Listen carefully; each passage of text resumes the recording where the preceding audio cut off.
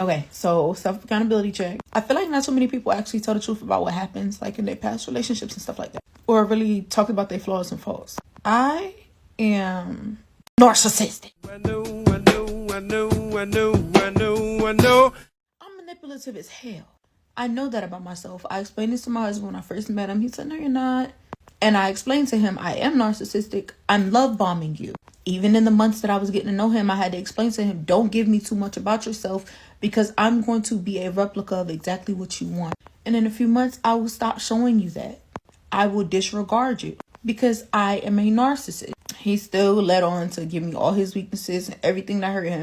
And in the split second of an eye, as soon as he didn't do something I want him to, or I got mad at him about something, I threw it in his face. And all the comfort that he gave to me, I ripped away. Now, this isn't my first marriage. And in my last one, I completely destroyed that man, doing exactly what I do. So now I'm learning to get past it and learning to do different things. Now, like, I actively want help. Bullshit. But back then, I didn't care. Like, I watched this man literally be like, you are driving me to jump over the ledge. And I was like, I can have other men. And I knew then something is wrong with you. And the truth shall set you free. But this time I can't drag myself to be like that at all. Like, I have to stop being like that. And with me being a woman, nobody ever believes that it be me. They automatically be like, bro, you know, life can go so much smoother if you just give what you want. But I ask for things that I know he cannot do because I want him to fail, because I need to be right, because I am narcissistic. What the fuck was that?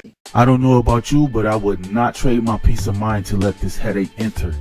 This is the reason as men we should have more standards and properly vet every woman. Don't concentrate on her looks and overlook the red flags a chick is showing you. Take the red flags for face value and walk away. These women get on TikTok like it's a video diary and spew all their inner thoughts. Take heed, man. She most def not wifey material. My baby daddy knows I'm about to drag his ass in court because he somehow remembered I had a doctor appointment today. We haven't spoken in over a week. Texted me promptly at like 9 a.m. to check in with me, see how I'm doing. Am I going to the doctor today? Then he tries to get me to come over in the middle of the day. I literally said, wait till you see the list of expenses I have for you. Enjoy your last summer for the rest of your life, not paying me 20% of your gross.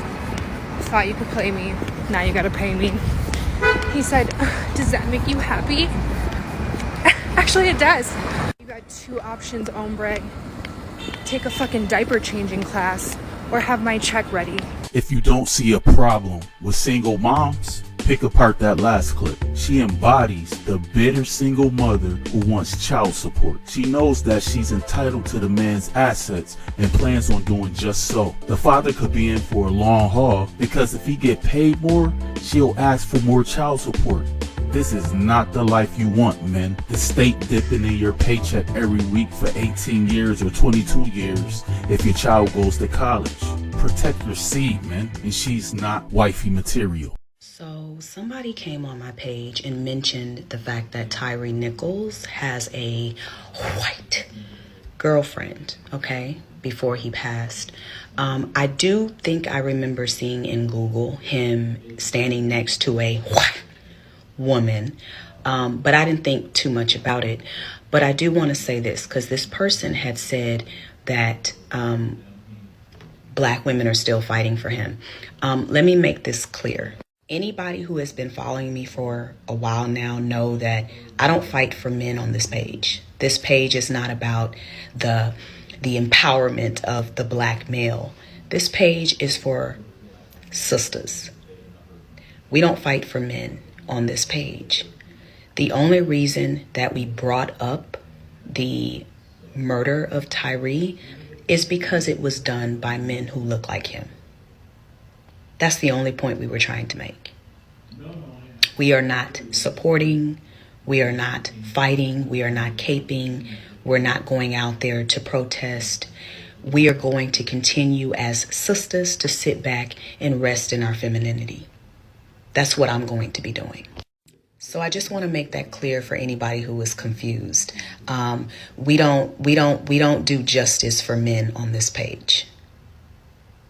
This page is for the empowerment of women who look like me.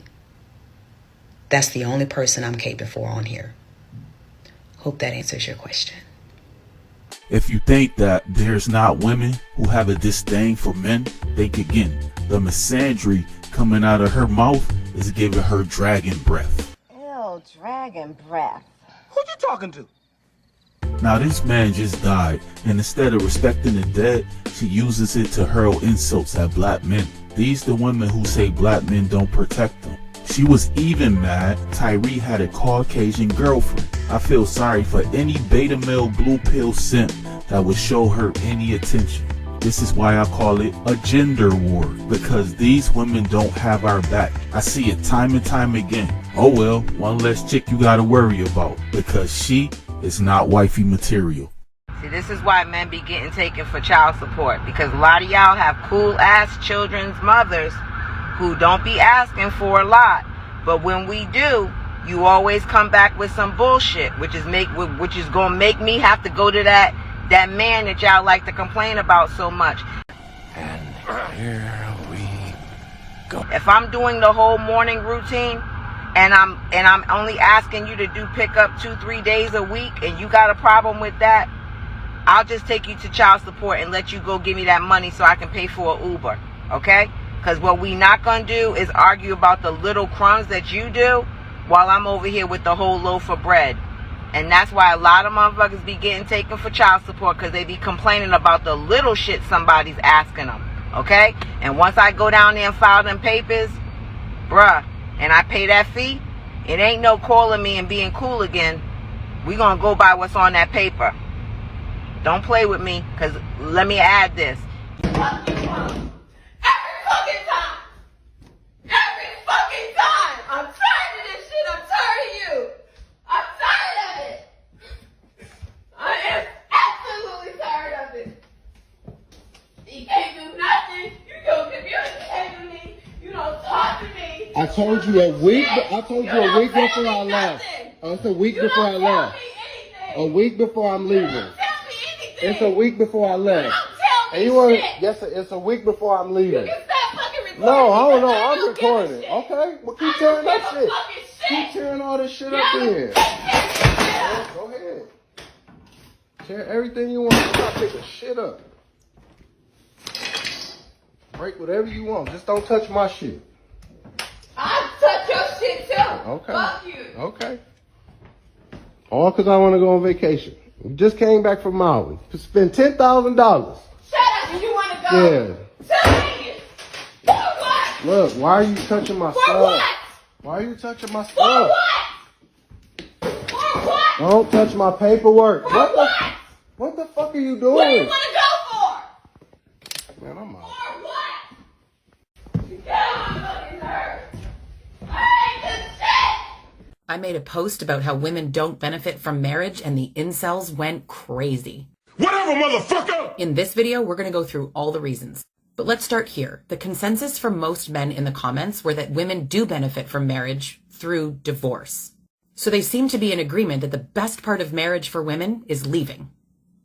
If that were true, which it's not, I think that would make my point. Let's go through finances, child custody, and health. Is marriage worth it for women? The benefits mostly go to men. Currently, over 50% of households have a dual income. I read this as women are taking half of their own stuff. In those households, despite a dual income, women are still doing the lion's share of domestic labor and emotional labor. In a divorce, women's income drops on average by 20%. Divorced men see an average of 30% increase in their income. Post-divorce, 20% of women find themselves in poverty compared to 11% of men. What, are you gonna cry now?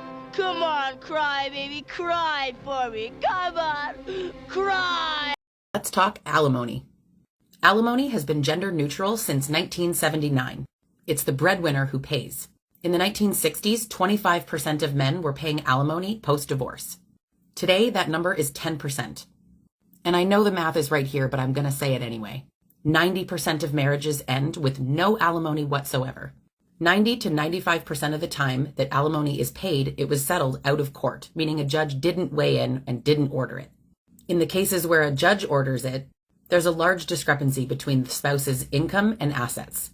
Short marriages are less likely to get any alimony. Judges are looking at if one spouse sacrificed their career or potential earnings. And so if they didn't, alimony wouldn't be awarded. Now let's talk child custody. Studies show that when fathers ask for custody, they get it. Conversely, as fathers tend not to ask for custody, they don't get it. Most custody cases are settled out of court. For absolute clarity, most fathers are giving custody to the mothers, not losing custody. Do you see the difference? Now we're going to talk about health, and that will lead me into my last point. Why do women even want to get married if it doesn't benefit them? You know when married women nag their partners?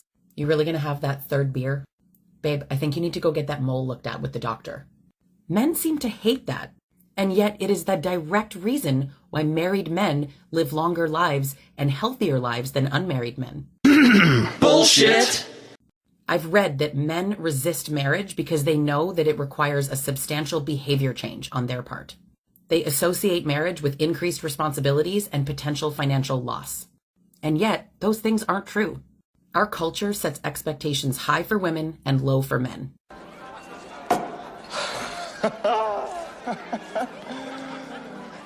I don't believe I'm hearing this.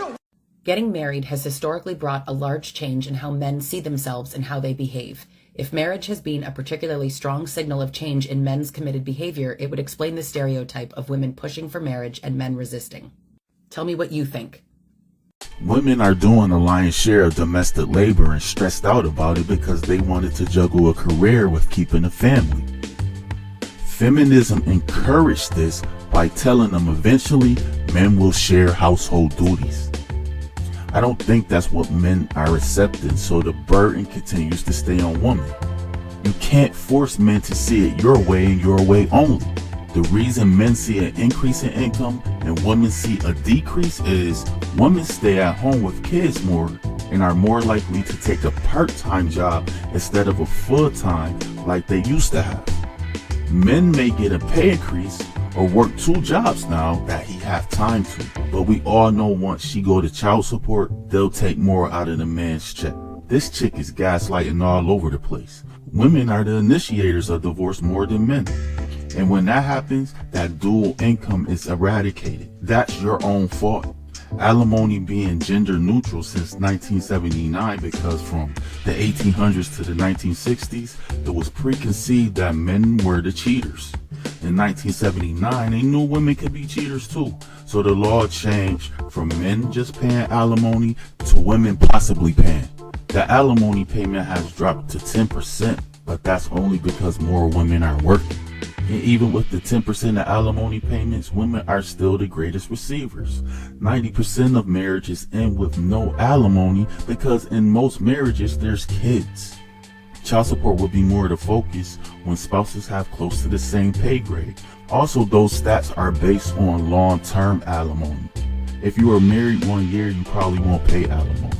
But 10 years, you would pay at least 5 years. 20 years, 10 years, so on and so forth. The gaslighting is deeper. As far as nagging, men, do you really want a wife to nag you because it'll make you live longer? It's bullshit. That's why men in marriages make man caves. To get away from nagging wives for a peace of mind. These women will do anything to make themselves into the victim, even when in reality, that's not happening.